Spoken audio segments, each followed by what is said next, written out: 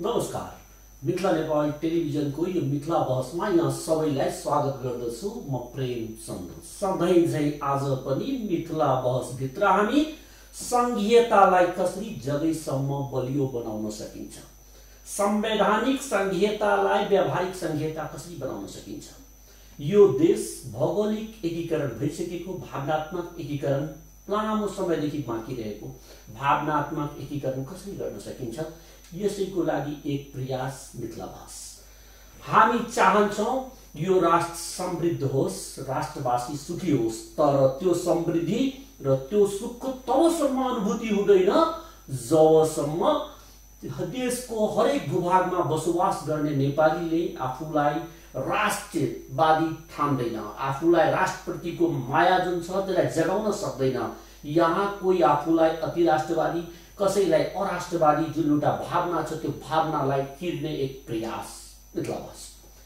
आज हामी यसै अन्तर्गत बहस गराउनको लागि आज एउटा यस्तो व्यक्तित्व जो संघीयताको लागि लामो लडाईँ लड्नुभयो।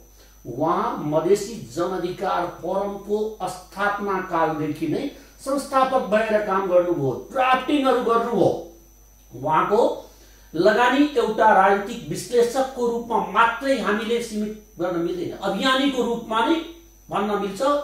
अभियानकै रूपमा उहाँ जानुभयो यो देशमा भावनात्मक एकीकरण जगाउनको लागि। मधेसी पनि यो देशको नागरिक हो भन्ने उहाँ प्रमाणित गर्न चाहनुभयो।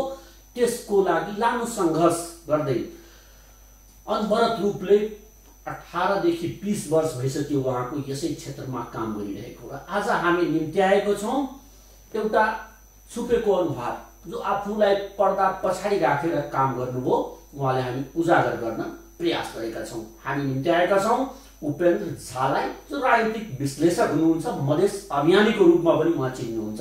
सबभन्दा पहिले हामी स्वागत गरौँ उहाँलाई आफ्नो स्टुडियोमा। स्वागत छ उपेन्द्र तपाईलाई हाम्रो। धन्यवाद। के छ हालखबर तपाईको? ठिक हुनुहुन्छ? ठिकै छु, अहिलेसम्म बाँचेको छ। अहिले यो कोरोना लकडाउन कसरी गइरहेछ, यो देशको अवस्थाको बारेमा भन्नुपर्दा के विश्लेषण गर्नुहुन्छ तपाईँ? अब यो त महामारी हो, दैवी प्रकोप जसलाई भनिन्छ। अब दैवी प्रकोपमा कसको के लाग्छ, आफ्नो शक्ति अनुसार लकडाउन चाहिँ नै चलिरहेछ। यही लकडाउन चाहिँ नै प्राथमिक उपचार पनि हो। र यो लामो समयदेखि चल्दै जाँदा एउटा चाहिँ नि के हुन्छ, अर्कै किसिमको महामारीको जन्म पनि हुन लागेको जस्तो चाहिँ नि भास देखिन्छ। त्यो बजारमा यसलाई यसरी देखिन्छ, विश्लेषण अब गर्न लाग्यो यो रोगले भन्दा भोकले मर्नेहरूको संख्या बढी हुँदैछ। बिल्कुल। सरकार यसमा आफ्नो जिम्मेवारी पालन गर्न सकिरहेको छैन कि भन्न मिल्छ? जिम्मेवारी भन्दा पनि सबभन्दा मुख्य कुरो त सम्पूर्ण जिम्मेवारी सरकारलाई नै हुन्छ। जनता यो कोरोनामा जुन लकडाउनमा 6 महिनादेखि जनता लकडाउनमा छ र अब चाहिँ नि फाटफुट भन्दा पनि यो 6 महिनाभित्र झन्डै 2400 जना मान्छे पुलिसको रेकर्ड अनुसार आत्महत्या गरिसकेको छ। आत्महत्या गर्दा 2400 जना मान्छेको संख्या पुग्दासम्म पनि सरकारले आफ्नो जिम्मेवारीलाई बुझेन भने र त्यसलाई के गरी रोक्न सकिन्छ त्यसको सम्बन्धमा कुनै रणनीति लिएन भने आउँदो समयमा यो एउटा ठूलो अफ्रिकी देश सोमालिया जस्तै चाहिँ के भन्छ बन्नेमा पनि कुनै शंका छैन। किनभनेदेखि मिडल क्लासदेखि श्रमिक वर्गसम्म यहाँको जनसङ्ख्या धेरै ठूलो छ र तिनीहरू नै शिकार भएका छन् यसमा। अब चाहिँ नि यो भुखमरी समस्या जुन हो त्यसलाई इमिडिएट सरकारले आफ्नो जिम्मेवारी बुझेर कुनै न कुनै रणनीति लिएर अगाडि बढ्नुपर्छ।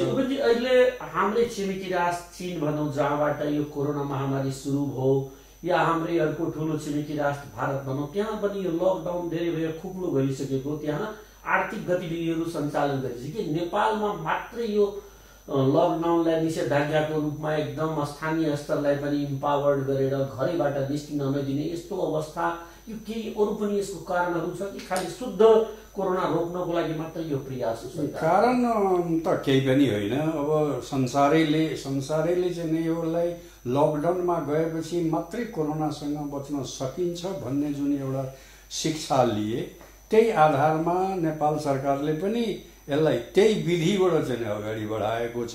तर यसमा यसको जुन परिणामहरू निस्किरहेछ त्यो परिणामतिर सरकारको कहीँ कतै चाहिँ के भन्छ कुनै किसिमको एक्टिभिटी चाहिँ देखिएन। यो गर्दा चाहिँ के होला? अस्ति भर्खरै चाहिँ के भन्छ यो व्यापारीहरूको ग्रुपले कति आक्रामक रूपमा चाहिँ सरकारलाई भन्यो अब चाहिँ यसरी कोरोनाले को लागि लकडाउन चाहिँ गर्दै गयो भने हाम्रो चाहिँ नि उद्योग व्यापार सबै ठप्प छ। अब त तपाईहरू पनि आफ्नो तलब र भत्ताहरू सबै चाहिँ के भन्छ रोक्नुस्, अब तपाईहरूले पनि खानु सबै सँगै जाने भन्ने कुरा चाहिँ आइरहेछ। त्यो हो पनि। अर्थात् तपाईले भन्न खोज्नुभयो जो राजनीतिक व्यक्तित्वहरू हुनुहुन्छ, जो शासन सत्तामा हुनुहुन्छ, तलब भत्ता त्यहाँबाट खानुहुन्छ, उहाँहरूले पनि तलब छोड्नु पर्यो। बिल्कुलै छोड्नु पर्यो। किनभनेदेखि राजनीति भनेको जनता मार्ने र आफू चाहिँ के भन्छ मोटाउने भन्ने त होइन। तपाईँ एउटा सरकार हो र त सरकारको काम चाहिँ नि जनतालाई कसरी उसको जीवनशैली उसमा चाहिँ कुनै किसिमको हानि नहोस्, उसको विकासको कुरा, उसको उन्नतिको कुरा, यो सबै जोडिएको हुन्छ त्यो जिम्मेवारीसँग। त्यो प्रधानमन्त्रीजी त बजाप्टे भन्नुहुन्छ कि हामी जनतालाई बसी बसी खान दिन सक्छौँ, कोही भोको मर्नु पर्दैन यो देशमा, ठुलै कुरा आह्वान गर्नुभएको छ। हो, त्यो भन्नु चाहिँ एकदम राम्रो कुरा हो। तर त्यसलाई सत्यापन गरेर देखाउनु पर्छ। सोझै भनिदिएर उसको चाहिँ भोक मेटिने कुरा हुँदैन। त्यहाँ चाहिँ के भइरहेछ, जसरी उहाँ चाहिँ के भन्छ सतर्क हुनुहुन्छ, अब यहाँ नाकाबन्दी गरेर कसैलाई छिर्न नदिने, काठमाडौँको मान्छेलाई बाहिर निस्किन नदिने इत्यादि इत्यादि जुन गर्नुभएको छ त्यो सँगसँगै भोकमरी जुन चाहिँ आइरहेछ। अब तपाईँलाई भनौँ न, उहाँकै पार्टीका धेरै विद्वत वर्गहरूले पनि अब यो जुन आउने सम्भावना छ भोकमरीको त्यसलाई चाहिँ नै आफ्नो लेख मार्फत बाहिर चाहिँ नै ल्याउँदै जानुभएको छ। उहाँहरू आफ्नो जुन भित्रपट्टिको असहमति छ त्यसलाई व्यक्त गर्ने सुरुवात गरिसक्नु भएको। यसलाई अलिकति मैले यसरी जोड्न चाहे, अहिलेको सरकार यो लकडाउनको पिरियडमा धेरै परिवर्तनहरू, राजनीतिक परिवर्तनहरू देशमा भए, सरकार ढल्दैछ भन्दा भन्दै फेरि टिकेको अवस्था, यतातिर लिम्पियाधुरा समेतको निशान छाप परिवर्तन, त्यस्तै गरेर राम जन्मभूमि नेपालमा आउनु, कोरोना भाइरसको विश्लेषण अथवा व्याख्यान हाम्रो सम्मानीय प्रधानमन्त्रीजीले गर्नु, र यतातिर मधेस केन्द्रित दुईटै दलहरू एक ठाउँमा आउनु, यो सबै कुराले इन द होलमा के सङ्केत के गरिरहेछ देशमा कोरोनाबाट बच्न, कोरोनाको विरुद्धमा जनता उत्रिन सक्छ भनेर बच्नको लागि यस्ता कुराहरू आएको हो कि यो स्वाभाविक प्रक्रिया हो? होइन, यी कुराहरू त अब तपाईँको प्रधानमन्त्रीको आफ्नो जुन किसिमको उहाँले रणनीति लिनुभएको छ। सबभन्दा हाम्रो दुर्भाग्य चाहिँ नेपालीको दुर्भाग्य के हो भने तपाईँलाई यहाँ देशमा 46 सालपछि नेपाली कांग्रेसको बहुमतको सरकार टिकेन, आफ्नो कार्यकालसम्म पुगाउन सकेन। संयुक्त सरकार बन्यो, त्यो टिकेन। फेरि पनि संयुक्त सरकार बन्यो, टिकेन। राजाको शासन त्यो भन्दा पहिला थियो, टिकेन। एमाले र कांग्रेसको पारस्परिक यसरी युद्ध चाहिँ एक किसिमले चाहिँ शीत युद्ध जस्तो भइरहेको थियो, त्यसमा चाहिँ शासन चल्न सकेन।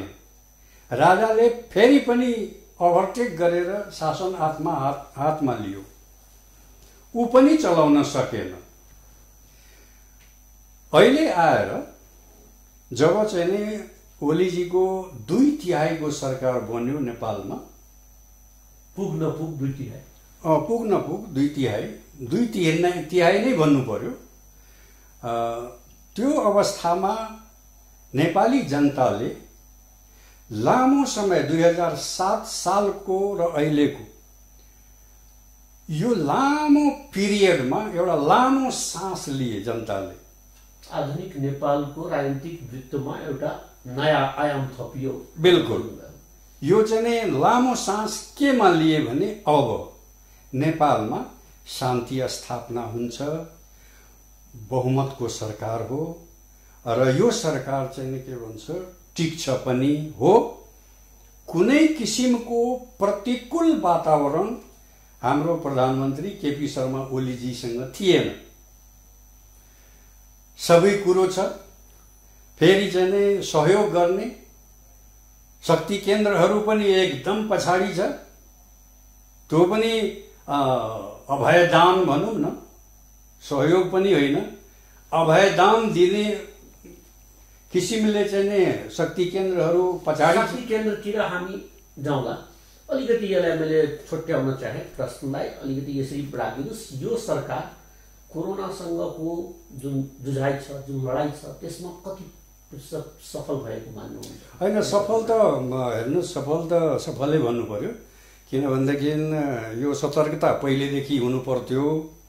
त्यो सतर्कता अलिक ढिलो भयो। जुन चाहिँ नै यो लकडाउन गर्ने, सेना खटाएर, पुलिस खटाएर चाहिँ मान्छेलाई बाहिर निस्किन नदिने, उसलाई जागरुक गर्ने, उसलाई चाहिँ यो लगाउनुहोस्, मास्क लगाउनुहोस्, सेनिटाइजर प्रयोग गर्नुहोस् इत्यादि इत्यादि कुराहरू जुन अहिले भएको छ त्यो सुरुदेखि नै गर्नु पर्थ्यो। र यो एउटा धेरै ठुलो आशंका थियो नेपालमा चाहिँ नि भौतिक सुविधा नभएको, कुनै किसिमको चाहिँ यो कोरोना रोकथाम गर्ने सम्बन्धको चाहिँ नि भौतिक सामानहरू नभएको, यी यस्तो अभावमा कोरोना चाहिँ के भन्छ जङ्गलको आगोको तिर चाहिँ के भन्छ फैलिएर जान्छ र यो नेपालको जनसङ्ख्यालाई चाहिँ नि खान्छ भन्ने जुन आशंका थियो, त्यसलाई दृष्टिगत गरी सुरुदेखि नै यो भएको भए चाहिँ नै एउटा के हुन्थ्यो, अहिले जुन चाहिँ रिजल्ट देखाइरहेछ त्यो रिजल्टमा कमी हुन्थ्यो। पूर्णाङ्कमा यदि अंक दिनु पर्यो भने यो सरकारले कति दिनुहुन्छ? नै, यो सरकारलाई कोरोना रोकथाममा तपाईको चाहिँ के भन्छ 60 अंक चाहिँ दिनै पर्छ, प्रथम श्रेणीको। बिल्कुल 60 अंक चाहिँ दिनु। यसमा अलिकति अब राजनीतितिर म भन्न चाहे, विषय अलिक फरक, यहाँको अनुमति मैले त्यो सम्बन्धमा लिए। राजनीतिक पृष्ठभूमिलाई यसो कुरा गर्दा तपाईँको विचार मिल्ने, सहयात्री नाउँ पनि अलिकति मिल्ने उपेन्द्र यादवसँगको एउटा सहकार्यमा तपाईँहरू सहयात्रीको रूपमा हुनुहुन्थ्यो। त्यहाँबाट संघीयताको लागि ठुलै आन्दोलन गर्नुभयो। अन्तरिम संविधानमा संघीयता शब्द लेखाइ छोड्नुभयो तपाईँहरू। संघीय नेपाल सफल भइहाल्यो, संघीयता आइसक्यो भन्न मिल्छ? मिल्दैन। के हो, कहाँ अड्कियो संघीयता? छरी देशमा 7वटा प्रदेश छ, स्थानीय सरकार छ, 3 तहको सरकार छ, तपाईँहरूको माग कहाँ पुग्यो? हो, यो चाहिँ नि असफल भयो। यसमा चाहिँ नि हामीले आफ्नो जुन आकांक्षा राखेका थियौँ, अपेक्षा गरेका थियौँ, मधेस आन्दोलनले जुन चाहिँ के भन्छ कुरा लिएर अगाडि बढेको थियो, त्यो अपेक्षा अनुसार चाहिँ के भन्छ पाउन सकेको छैन मधेस। अहिले पनि आन्दोलन जीवित छ, आन्दोलन सुसुप्त अवस्थामा गएको हो। र चाहिँ नि किन हुन दिएन भन्दाखेरि तपाईँलाई अहिले धेरै फ्याक्टरहरू छ, धेरै कारणहरू छ। र त्यो कारण मध्ये सबभन्दा ठुलो कारण चाहिँ के हो भने तपाईँलाई दिने र लिने दुवैको नियत ठिक थिएन। अलि प्रश्न पार्नुहोस् त, दिने र लिने अर्थात् यो राज्य पक्षसँग भन्न खोज्नु र तपाईँहरू लिने भएमा माग्नु भएको संघीयता हो। त्यो चाहिँ के हो भने हाम्रा चाहिँ नि लिनेहरू भन्नाले मधेस आन्दोलनलाई अगुवाई गर्ने नेताहरू, ती नेताहरू र दिने यो राज्य, त्यो दुईटैको नियत ठिक थिएन। लिनेमा त एउटा उपेन्द्र झा पनि हुनुहुन्थ्यो। लिनेमा म थिएँ। उपेन्द्र झाले पनि धोका दिनुभयो भन्न मिल्छ? मिल्दैन। किन मिल्दैन भने डिफेन्स गर्नु कसरी बचाउनुहुन्छ आफूलाई? मुद्दा त सँगै लाग्छ नि सबैलाई। तपाईहरूलाई म्यान्डेट एउटा दियो, मधेस आन्दोलन ६२-६३ मा समान रूपले तपाईँ पनि देखिनुहुन्थ्यो। सिधै ८१ तपाईँ साइलेन्ट भएर गइहाल्नुभयो। कारण त केही होला नि? धेरै कारणहरू छ। यही कारणहरू हो जहाँ चाहिँ के भन्छ मधेस को मुद्दालाई लिएर जुन टेबलमा आयो, त्यो टेबलमा चाहिँ के भन्छ गर्न नसकेर, हामीले अपेक्षा गरेको कुरा पाउन नसकेर। के अपेक्षा थियो?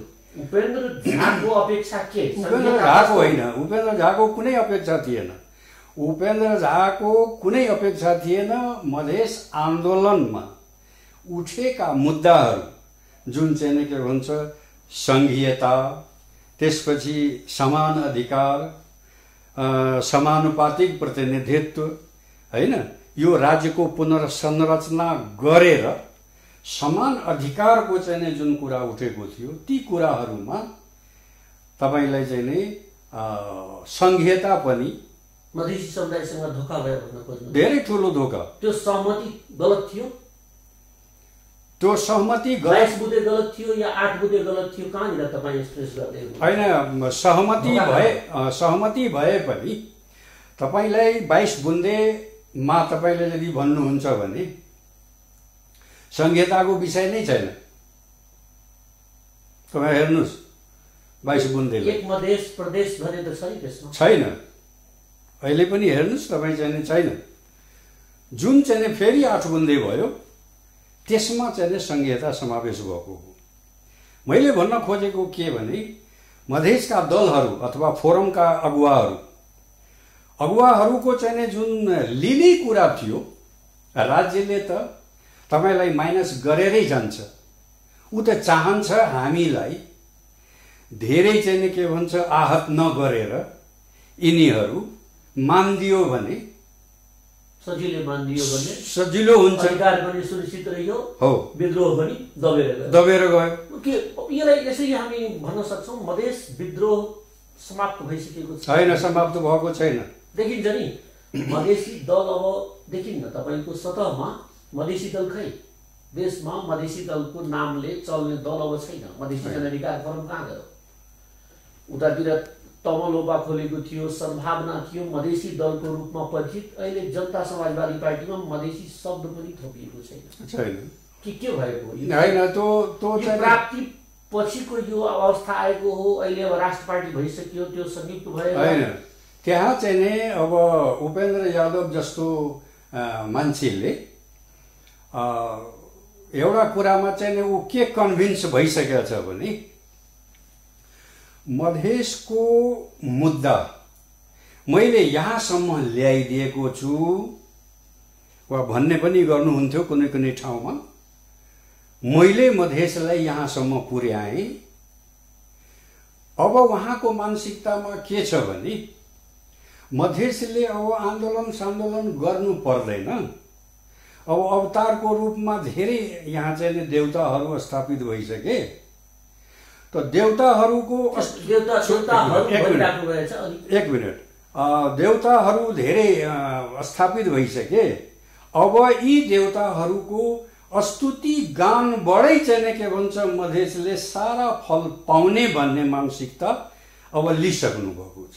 देवताहरूको लिस्टमा को डाक्टर बाबुरामले पनि जोड्न खोज्नुभयो। बाबुराम भट्टराई त अब अहिले चाहिँ गएर मिसिनु भएको हो। उहाँ चाहिँ एक्टिभ मधेस आन्दोलनका एक्टरहरू, उहाँहरूको भाषा मैले पहिचो लिएँ, न्यायकै भाषामा मैले भन्न खोजेँ। उहाँहरू मध्ये देवता भन्ने कोलाई सम्बोधन गर्न मिल्छ? देवता जुन मधेस पार्टी खोलेर बस्नु भएको छ त्यो सबै हुन् नि। कुन पार्टीलाई अहिले मधेस अब कुन पार्टी तपाईलाई पनि सबै कुरा थाहा छ हैन? अब तपाईको राजपाका 6 जना अध्यक्ष, उपेन्द्र पार्टीको फेरि उपेन्द्रैलाई भनौं, अरूलाई किन भन्ने? तपाईँ 7 जनालाई देवताको सम्बोधन दिनु, माटोको मूर्ति भइसके हो। अब उहाँहरूलाई अब त्यसमा एकजना फूल बेलपत्र अक्षत चढाउनु पर्यो, चढाउनु पर्यो। त्यसमा एकजना महन्त ठाकुरलाई चाहिँ हटाइदिउँ। उहाँको चाहिँ त्यो कुरो त्यस्तो चाहिँ छैन हैन। अहिले पनि अलिकति इमानदारीता महन्त ठाकुरजीसँग छ मधेस मुद्दा सम्बन्धको। तर अरू जुन छ उहाँहरू चाहिँ के छ भने तपाईलाई कुन हिसाबले आउनुहुन्छ भने हैन अब मधेस आन्दोलन छैन। एउटा पत्रिकालाई चाहिँ तपाईको उपेन्द्र यादवले म मधेसवादी होइन भनेर चाहिँ प्रस्ताएको पनि थियो, कारोबार पत्रिकाले। तपाईलाई थाहा छ उपेन्द्र यादव भनेको मधेसको मसिहाको रूपमा चिनिएका व्यक्तिको बारेमा तपाईँ भन्दै हुनुहुन्छ कि मुद्दा छोडी? म भनेको होइन, उहाँहरूको मानसिकता यस्तो आयो जुन चाहिँ अस्वाभाविक पनि हो। मधेस आन्दोलन उपेन्द्र यादवले गरेपछि त उपेन्द्र यादव आफ्नो सामुन्ने त राजेन्द्र महतोलाई पनि गन्दैनथ्यो, महन्त ठाकुरलाई पनि गन्दैनथ्यो। यहाँहरू नै मसिहाको रूपमा स्थापित गर्नु, हामीले होइन। यो तपाईमा आफै जुन शक्ति आयो त्यो शक्तिले तपाईलाई अहंकारी बनायो र स्वनाम धन्य नेता बनायो।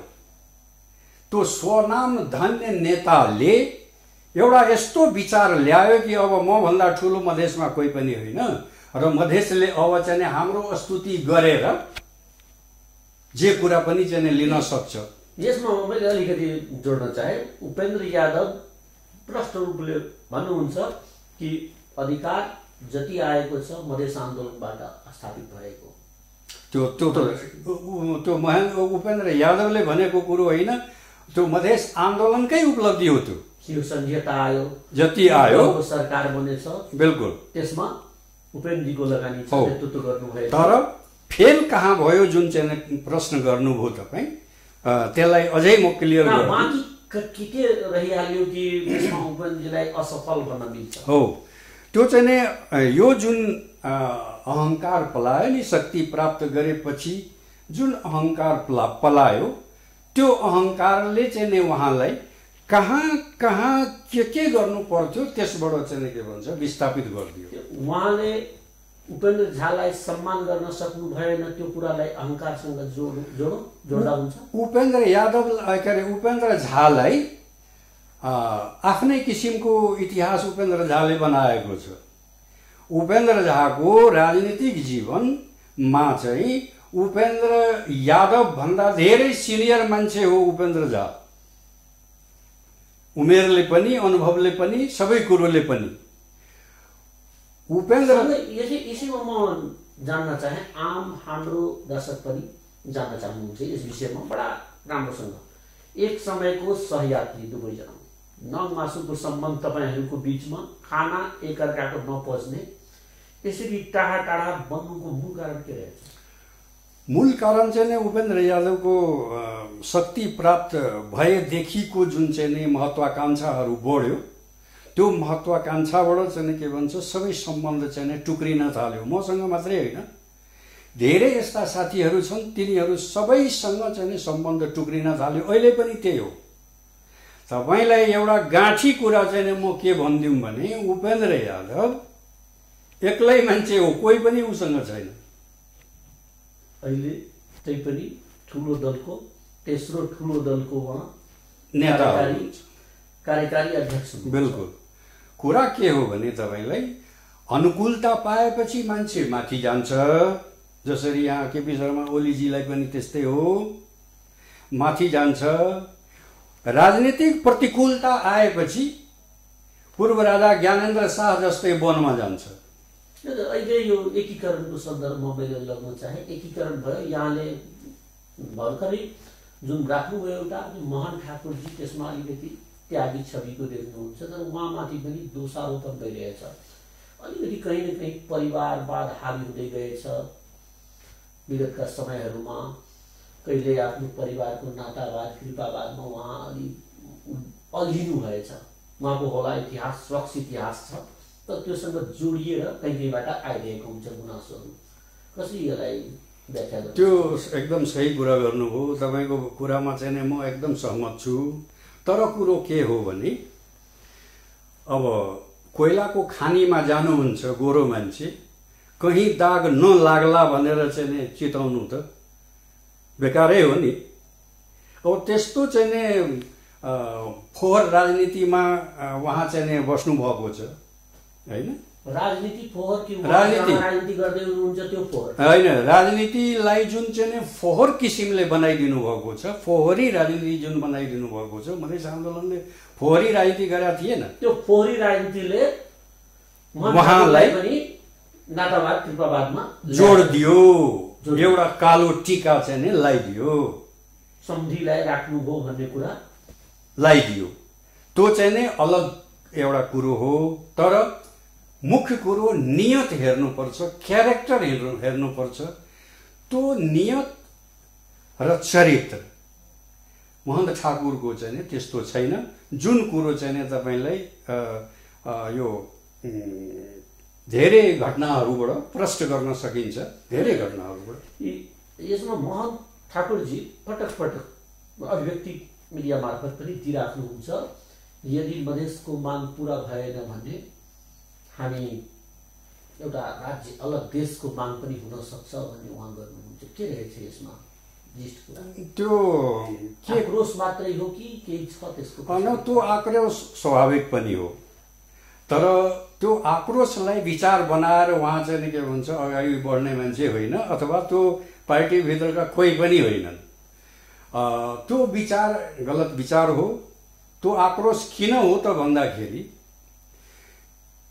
पटक पटक आज 10 वर्ष 12 वर्ष भयो, यो 12 वर्षमा आफ्नो कुरा लिएर चाहिँ के भन्छ पटक पटक त्यहाँ जाँदा पनि नसुन्ने भएपछि आक्रोश हुनु स्वाभाविक हो। तपाईहरुलाई थाहै छ एउटा कुरा चाहिँ के भन्छ संशोधनको प्रस्ताव लिएर चाहिँ जाँदाखेरि प्रधानमन्त्रीज्यूले चाहिँ ल यसको चाहिँ अब सान्दर्भिकता रहेन, अब यो कुराहरू चाहिँ छोड्नुस्, विकासको कुराहरू लिएर अगाडि बढ्नुस्। उपेन्द्रजीलाई प्रधानमन्त्री भएको बेला थालेको हो त्यो होइन, त्यो महन्त ठाकुरजी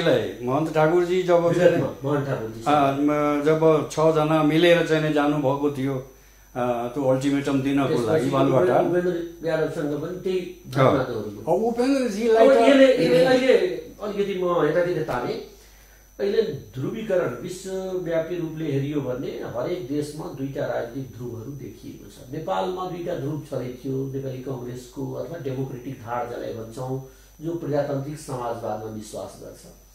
अर्को दोस्रो धार तपाईँको जसलाई भन्नुहुन्छ यहाँ अब नेकपाको धार थियो। अब यो तेस्रो एउटा पोल खडा भयो, हामी राष्ट्रिय पार्टी भयौँ, अब राष्ट्र पार्टीको रूपमा हामीले अधिकारको आन्दोलनहरूलाई अगाडि बढाउनु पर्छ भन्ने कुरा गर्नुहुन्छ। के यो सफल होला? हुँदैन, त्यो सफल हुँदैन। किनभनेदेखि कुनै पनि बिरुवाको हुने बिरुवा जुन हो नि त्यसलाई एउटा सामान्य किसानले पनि यो बिरुवा चाहिँ हुन्छ भनेर चाहिँ के भन्छ बुझ्छ, तर नहुने बिरुवा जुन हो त्यो प्रति चाहिँ आश पनि राख्दैन। के नहुने बिरुवाको रूपमा यसलाई विश्लेषण गर्न मैले त्यही कुरा तपाईलाई के रहेछ त्यही कुरा क्लियर गर्न खोजेको हो। अब कुराभित्र यो चाहिँ समाजवादी पार्टी र राजपा दुईटै चाहिँ मिल्नुको पृष्ठभूमितिर तपाईँ जानुहुन्छ भने उपेन्द्र यादवजी मधेस आन्दोलन कालदेखि नै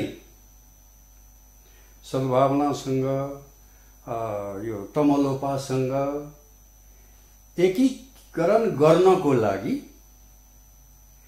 पारस्परिक रूपमा वार्ता चाहिँ 12 वर्षदेखि चल्दै आयो। उपेन्द्र यादव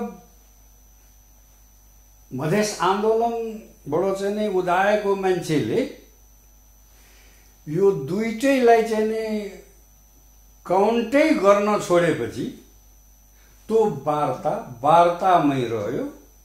12 वर्षसम्म त्यो सक्सेस हुन सकेन। त्यो वार्तामा म पनि हो, कतिचोटि चाहिँ वार्ता भयो, के भयो, त्यो सफल भएन। यो पृष्ठभूमि हो। यहाँ अहिले राजपा समाजवादीसँग मिल्ने जुन कुरा हो त्यो कुरा कसरी मिल्यो भन्ने कुरा सबैलाई प्रष्ट थाहा छ। के चाहिँ एकदम छुट्टोमा भनिदिनुहोस्। जब चाहिँ यहाँ विधेयक ल्याए नि प्रधानमन्त्रीजीले विधेयक ल्याउनु हो, त्यसको शिकार राजपा र चाहिँ समाजवादी मात्र हुन्छ भनेर डराएर अब चाहिँ के गर्ने, यो दुईटै पार्टीलाई फोड दियो भने अब के गर्ने भनेर जति अन्तर्विरोधहरू भित्र थियो सम्पूर्ण अन्तर्विरोधलाई छोपेर रातारात यिनीहरू चाहिँ के भन्छ बाई फोर्स एक भएका हुन्। बाहिरबाट प्रेसर आएको हो? बाहिरबाट प्रेसर कुनै पनि प्रेसर छैन। प्रेसर उहाँको जुन विधेयक आयो त्यही दक्षिणको दबाब छैन। नै त्यो दक्षिणको मधेसी दलमा विगत लामो समयदेखि दक्षिणी असर रहेछ। छैन अहिलेको समयमा बिल्कुल छैन। त्यहाँ पनि त्यो कुरा चाहिँ नै खालि दोषारोपण गरिदिनुहोस्, अर्कै कुरा हो। तर त्यो कुरो चाहिँ नै अहिले यो एकीकरणमा केही पनि स्वस्फूर्त रूपले आवश्यकताले त्यो सृजना गरियो। बिल्कुल। अहिले पनि त्योभित्र यो के भन्नु नेतृत्वको तछाड मछाड चलिरहेको छ। स्वाभाविक पनि हो। आउने बाबुरामजी प्रधानमन्त्री भइसकेको व्यक्तित्व स्वाभाविक 2 नम्बर गर्न नमिल्ने, मोहन ठाकुरजी बुजुर्गको हिसाबले, अनुभवको हिसाबले, त्यागको हिसाबले नेपालमै मात्रै नभनिकन एसियामा पनि उहाँको एउटा हस्ती छ। त्यो हैसियतले चिन्नुहुन्छ। उपेन्द्र यादव एउटा आन्दोलनको नेतृत्व गरेको, संघीयताको मुद्दालाई अगाडि सारेको व्यक्तित्वको रूपमा ती यी 3 जनाको बीचमा मात्रै कुरा गर्ने हो भने कसले बाजी मार्ला जस्तो लाग्छ? बाजी भन्दा पनि तपाईलाई त्यहाँ अब बाजी साजी केही पनि होइन। एउटै चिन्ता त्यहाँ सबैलाई सताइरहेछ।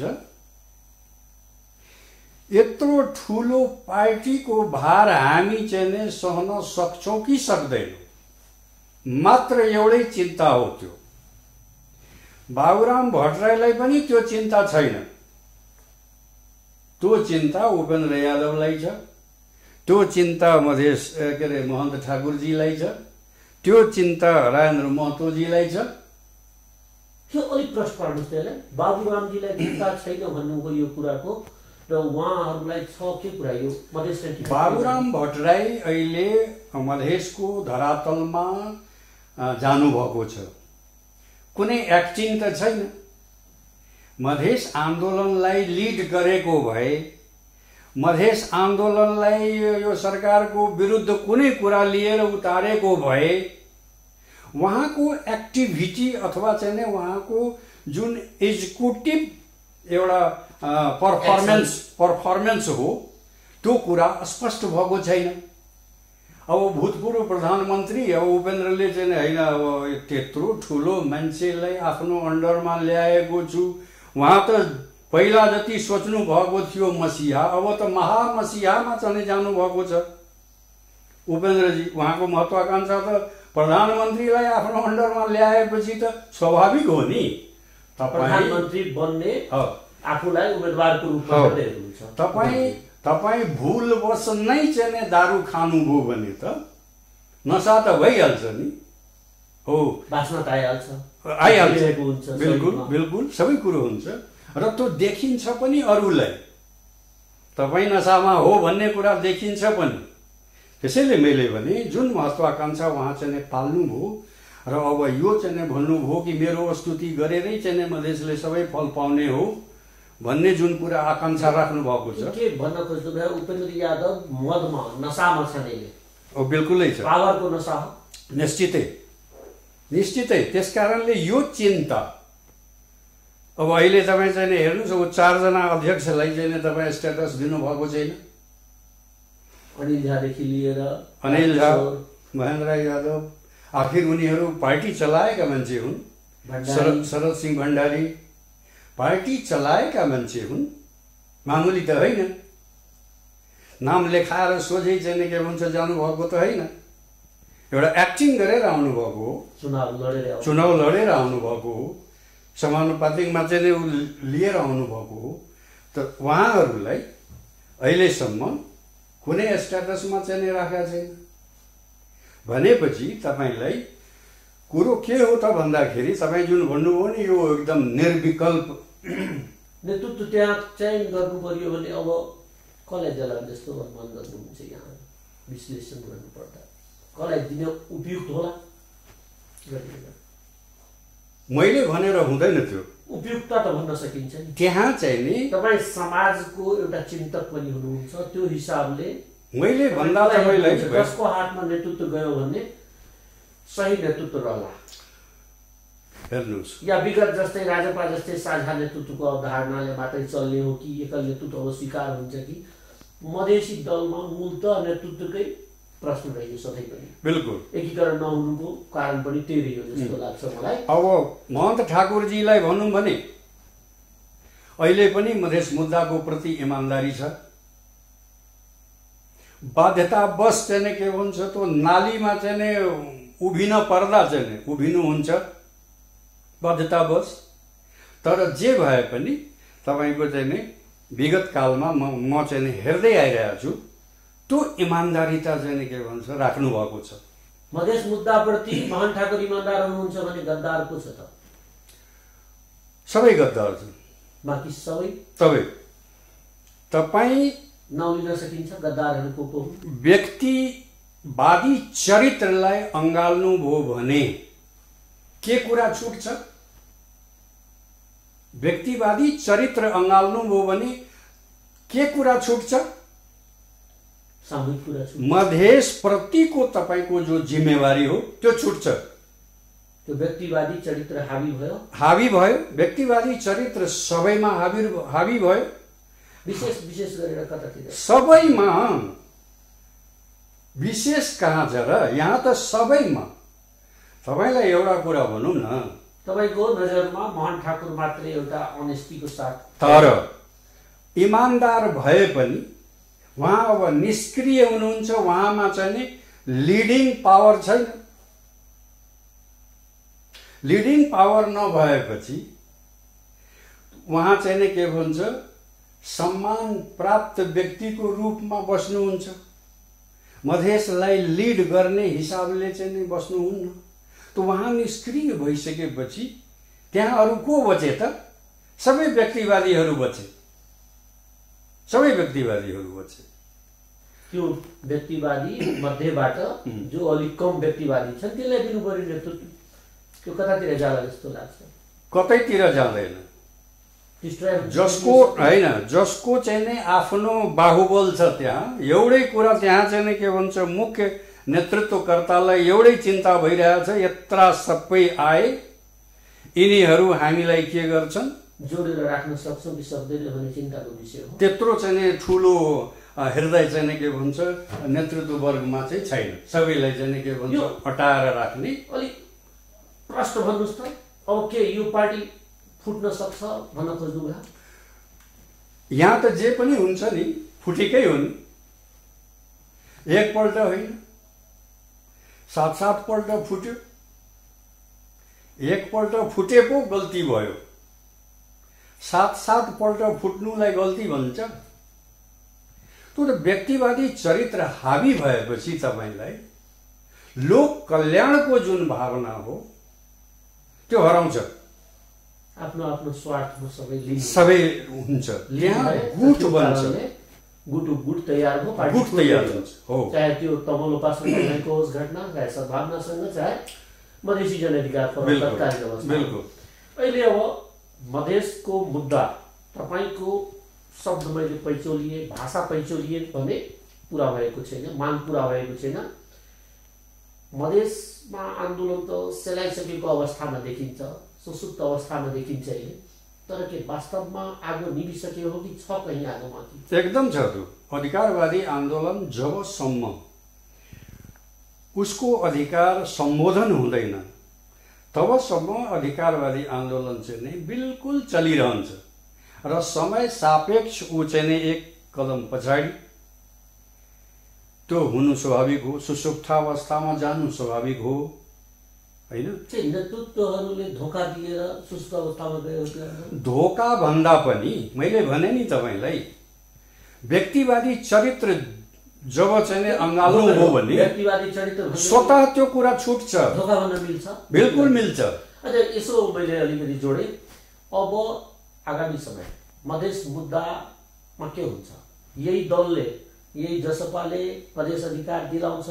उतातिर एक अवस्थामा देखिन्छ विगतमा सीके रावतजी पनि खुब राम्रोसँग उफ्रेर आउनुभयो अगाडि, उहाँ पनि ठ्याक्क भएर जानुभएछ। केपी ओली बडा राम्रो, नेकपा बडा राम्रो, एमाले कार्यशैली बडा पसन्द गर्नुभयो उहाँले विगत समयमा। अब त्यो मधेस मुभमेन्ट के हुन्छ? वेस्ट भएर जान्छ या त्यहाँ फेरि एउटा सुसङ्गठित शक्ति निर्माण हुन्छ? बिल्कुल निर्माण हुन्छ। तपाईलाई के हो भने असलमा मधेस आन्दोलन जुन हो त्यो एउटा भारी हो, मधेसले चाहिँ नि कसैलाई बोकाइदिएको भारी हो, यो चाहिँ नि अधिकार तिमी दिलाऊ। त्यो त्यसलाई चाहिँ नि अलिकति परसम्म चाहिँ नि उपेन्द्रजी ल्याउनु भयो होइन, त्यहाँ चाहिँ नि त्यसलाई बिसाइदिनु भयो, आफू चाहिँ नि के भन्छ अब जानुभयो कता होइन, त्यो त्यतिकै राखेको छ। अब त्यसलाई चाहिँ नि उठाउने अर्को ताकतले हो, त्यो ठाउँबाट फेरि गन्तव्यमा लैजाने अर्को ताकत हो। यो ताकतले काम गर्दैन। त्यो आन्दोलन जुन थाकिराखिएको छ त्यसलाई फेरि उचालेर लग्ने के उपेन्द्र झा अब फेरि तयार हुनु? उपेन्द्र झाको कुरा अब नगरौँ, किनभनेदेखि उपेन्द्र झा तपाईँलाई जति चाहिँ नै थियो एक्टिभ, अब मोहन ठाकुर जस्तै भनौँ न, अलिकति अगाडि हुनुहुन्छ मोहन ठाकुरजी, म चाहिँ नि अलिकति पछाडि हो, तर उहाँकै पछाडि हो। त निष्क्रियता उहाँमा चाहिँ नि जति आइसकेको छ त्यो मात्रामा ममा चाहिँ नि निष्क्रियता आएको छैन, तर निष्क्रियतातिर अग्रमुख चाहिँ नि म भएको छु।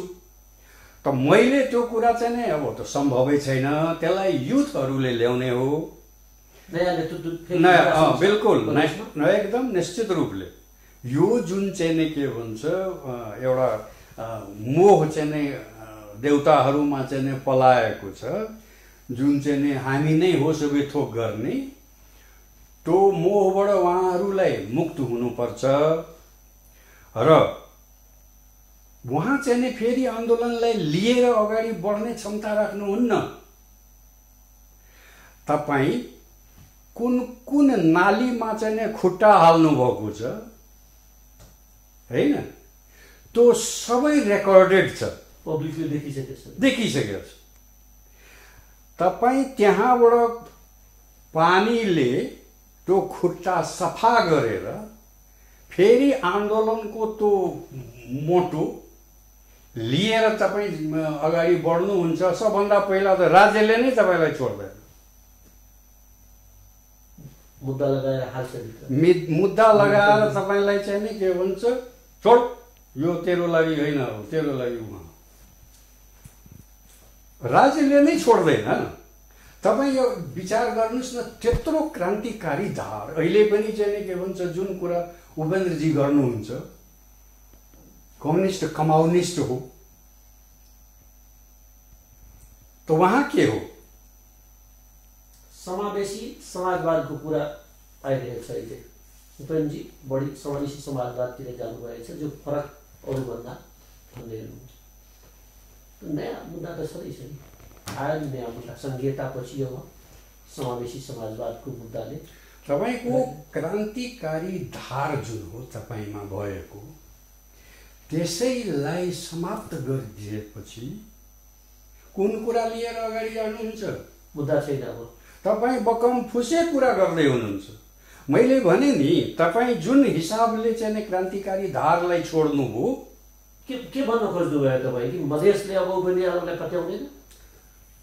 मधेसले पत्याउँदैन, मधेस आन्दोलनले, मधेसले पत्याउला, मधेस आन्दोलनले पत्याउँदैन। अब उहाँको चाहिँ नेतृत्व चाहिन्छ, नयाँ नेतृत्व चाहिन्छ। यी कुनै पनि नेतृत्वमा रहेका व्यक्तित्वहरूलाई अब स्वीकार गर्नेवाला, बिल्कुल त्यसैबाट चाहिँ जो शुद्ध पटक मन्त्री बन्ने, बस त्यसले अलिकति पछाडि धकेल्यो, धेरै पछाडि गरिसक्यो हो, धेरै पछाडि। एकपल्ट तपाईँबाट भुल हुन सक्छ, 12 वर्षको दरमियान तपाईँ कहाँ कहाँ भुल गर्नुभयो, त्यो 1 2 3 गरेर जनताले राखेको छ। अब अन्ततिर हामी आइसकेछौँ।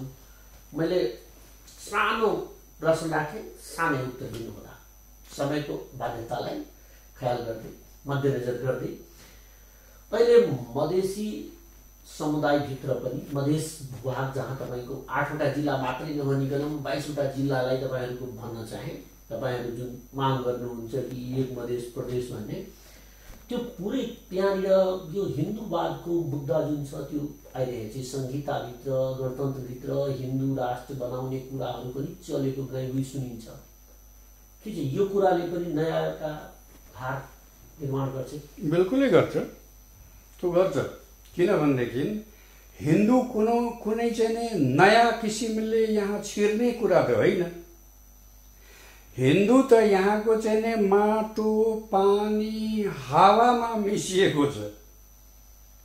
त्यसलाई एउटा नयाँ सब्जेक्ट भनेर तपाईँ चाहिँ नि के भन्छ प्रोजेक्ट गर्दाखेरि त मान्छेलाई पनि के ल्यायो भन्ने कुरा त्यो त स्वाभाविक हो। तपाईँमा छ, हामीमा छ, सबैमा छ। यो त्यो पुरानै औषधि हो, थन्किएको छ, बिल्कुल जति बेला पनि निकाल्न सक्ने अवस्था। त्यो त स्वतः हो। आउँदो समयमा परिस्थितिले त्यसलाई पनि तानेर ल्याउँछ। समग्रमा हाम्रो संवाद सिद्धिन लाग्यो कि अझै थप्नुपर्ने छ जस्तो लाग्छ। होइन, अब तपाईँले मलाई बोलाएर चाहिँ नि अवसर दिनुभयो, त्यसको लागि धन्यवाद छ। र एउटा नयाँ कुराहरू पनि राख्ने मौका दिनुभयो र चाहिँ नि मधेसमा फेरि पनि एउटा चाहिँ नि क्रान्तिकारी धारलाई अगाडि बढाउनको लागि हामीले चाहिँ नि के भन्छ बढ्नुपर्छ। यसरी चाहिँ नि के भन्छ जनचेतना फैलाएर लानुपर्छ। यो अधिकार टुङ्गिएको होइन, यो बढ्छ र बढिरहन्छ। हामीले पनि यसलाई बढाइदिनुपर्छ। अगाडि जति शक्ति छ त्यो शक्तिको आधारमा बढाइदिनुपर्छ। धन्यवाद। धन्यवाद आदरणीय दर्शकबिन, आज हामी कुराकानी गर्दै थियौँ उपेन्द्र झा, राजनीतिक विश्लेषक प्लस मधेस सेन्टिमेन्टसँग लामो समय सङ्घर्ष गर्नुभएको, त्यसको अभियानीको रूपमा पनि चिन्नुहुन्छ। उहाँ केही समय हराउनु भयो, राजनीतिक वृत्तबाट हराउनु भएको हामी भन्न मिल्छ। उहाँ राजनीतिक परित्याग गर्नुभएको छैन, कहीँ न कहीँ एक कुनामा छ कि अझै पनि मुद्दाजीले उहाँले प्रष्ट रूपले राख्नुभएको छ। मधेसको माग देशको माग हो र त्यो माग आज न भोलि सम्बोधन हुन्छ नि। वास्तविक जुन माग हो त्यो अहिलेसम्म सम्बोधन हुन नसकेको अवस्था, तर आउँदो पिँढीले त्यो मुद्दालाई छोड्दैन। कहीँ न कहीँबाट फेरि उचालेर अगाडि लग्छ। मधेससँग धोका गर्ने नेतृत्वहरू आफै पनि धोकामा पर्ने कुरा उहाँले प्रष्ट रूपले भन्नुभएको छ। अब आजको संवाद हाम्रो सिद्धिएको छ, तर हेर्दै राख्नुहोला मित्र नेपाल टेलिभिजन। फेरि एकजना अतिथि एउटा विषयवस्तु लिएर म उपस्थित हुने प्रतिबद्धता गर्दै आज म प्रेमचन्द्र झा बिदा लिन्छु। तर तपाईँहरू हाम्रो कार्यक्रमहरू युट्युबबाट पनि हेर्न सक्नुहुन्छ। युट्युबको लागि हाम्रो address www.youtube.com/MTV Nepal 4K subscribe गर्नुहोला। त्यस्तै हामीलाई फेसबुकबाट पनि हेर्न सक्नुहुन्छ। फेसबुकको लागि www.facebook.com/MTV Nepal न्युज। यस्तै गरेर हामीलाई तपाईँ कुनै पनि विश्वको कुनै पनि भूभागबाट स्मार्ट मोबाइल, स्मार्ट टेलिभिजनबाट हेर्न सक्नुहुन्छ। हामी सबैको लागि, हामी सधैँको लागि हाम्रो नारा चरितार्थ गर्न सधैँ तत्पर रहने प्रतिबद्धता साथ। नमस्कार।